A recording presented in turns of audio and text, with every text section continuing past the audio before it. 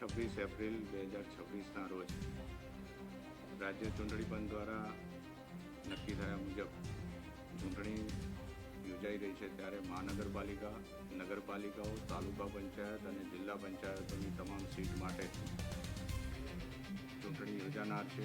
આ ચૂંટણીમાં સવારે 7 વાગ્યાથી 6 વાગ્યાનો મતદાનનો સમય છે, ત્યારે હું તમામ મતદારોને અપીલ કરું છું કે પોતાના મતાધિકારનો અચૂકપણે ઉપયોગ કરે, તેમજ ગરમીને ધ્યાને લેતા જેટલું બને એટલું સવારમાં ઝડપથી પોતાનું મતદાન કરે તો સરળતા રહેશે.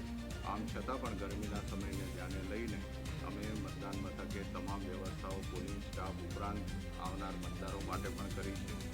વૃદ્ધ, અશક્ત, મહિલા મતદારો માટે પ્રાયોરિટી ઉપર એમને મતાધિકારનો ઉપયોગ થઈ શકે એ માટેની પણ સૂચનાઓ આપી છે. અમારા ચૂંટણી અધિકારીઓએ તમામ વ્યવસ્થા પૂર્ણ કરી છે અને આગામી સમયમાં આ સ્વતંત્ર, નિષ્પક્ષ રીતે ચૂંટણી યોજાય તે માટે અટકાયતી પગલાં પણ અમારા દ્વારા લેવામાં આવ્યા છે. 13 જેટલા પાસાના કેસો કર્યા છે, 5 જેટલા તડીપારના કેસો કર્યા છે અને 5,900 ઇસમો સામે અટકાયતી પગલાં પણ લેવામાં આવ્યા છે.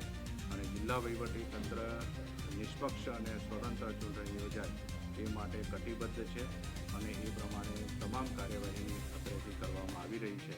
મતદાનના દિવસે જે આંકડાઓ છે એ અમારા કંટ્રોલ રૂમ ઉપરાંત પણ જે તે ચૂંટણી અધિકારીના કંટ્રોલ રૂમ ઉપરથી પણ મળી રહેશે. તમામ માહિતી જે છે એના માટે અલગથી અમારી કક્ષાએથી અધિકારીને અધિકૃત કરવામાં આવશે. એની પાસેથી મીડિયાના મિત્રો માહિતી